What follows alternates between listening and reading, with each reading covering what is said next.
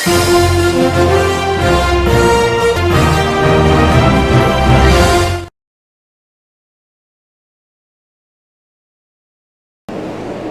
TV ప్రత్యేక కార్యక్రమం నాట్యం కార్యక్రమంలో భాగంగా ఈరోజు మనం వరంగల్ జిల్లా కేంద్రంలోని ఎన్సిఎన్ నాట్య కళాక్షేత్రం ఉన్నాం.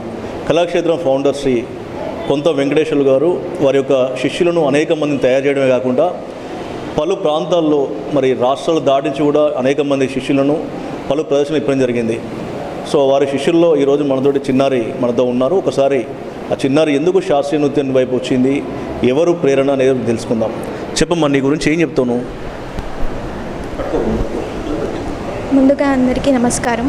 మా టాలెంట్ని గుర్తించి ఏటీవీ వాళ్ళు మమ్మల్ని ఇంటర్వ్యూ చేయడానికి వచ్చినందుకు ఏటీవీ వాళ్ళకి ధన్యవాదాలు.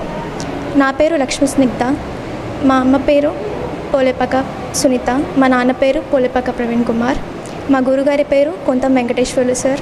మా ఇన్స్టిట్యూట్ పేరు ఎన్సిఎన్ కళాక్షేత్రం. నేను క్లాసికల్ నృత్యం గత 3 సంవత్సరాలుగా నేర్చుకుంటున్నాను. టీవీ మ్యాగజైన్స్లో కానీ, మన నాట్యమయూరి సుధాచంద్ర మేడం గారి ద్వారా కానీ, భానుప్రియ గారి ద్వారా కానీ, శోభరాణి మేడం ద్వారా కానీ వీళ్ళందరినీ చూశాక నాకు కూడా నృత్యంపై ఆసక్తి పుట్టి నేర్చుకోవాలనిపించింది.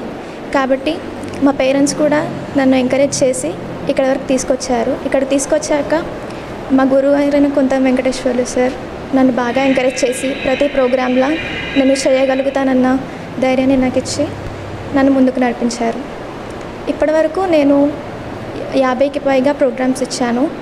అలాగే అందులో నాకు కళా సౌరభ, నాట్యమయూరి, నాట్య నర్తన మయూరి, నాట్యహంస, నృత్య విలాసని ఇలాంటి అవార్డ్స్ ఇంకా ఎన్నో వచ్చాయి.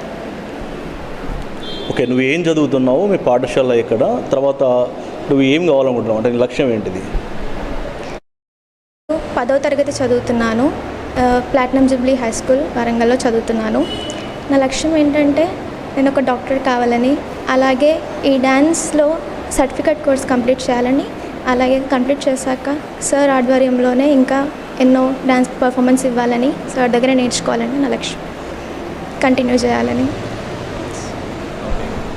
సో తర్వాత ఇప్పుడున్నటువంటి పిల్లలు దాదాపుగా శాస్త్రీయ నృత్యం వైపు నేర్చుకోవడం చాలా తక్కువ ఉంది కదా, నువ్వెందుకు మరి శాస్త్రీయ నృత్యం నేర్చుకోవాలనుకున్నావు? నీకు ప్రేరణ ఎవరు అసలు? నాకు యాక్చువల్లీ చిన్నప్పటి నుండి వెస్టర్న్ అవి చాలానే చూశాను. బట్ శాస్త్రీయ నృత్యం ఏంటంటే అది క్లాసికల్ కల్చర్. ఈ మధ్య అందరూ ఏం చేస్తున్నారంటే క్లాసికల్ వైపు కాకుండా వెస్టర్న్ వైపు వెళ్ళి, వెస్టర్న్ కూడా వెళ్ళాలి బట్ మన శాస్త్రీయాన్ని గుర్తించట్లేదు. సో ఇటు కూడా వచ్చి ఇటు రావాలని నాకు చిన్నప్పటి నుండి శాస్త్రీయ నృత్యంలో ఆసక్తి. అలాగే మా పేరెంట్స్కి కూడా చెప్పాను చిన్నప్పటి నుండి, వాళ్ళ ఎంకరేజ్మెంట్ వల్ల కూడా, అలాగే ఇక్కడికి వచ్చాక గురువు గారి ఎంకరేజ్మెంట్ వల్ల ఇప్పటివరకు వచ్చాను ఇక్కడి వరకు.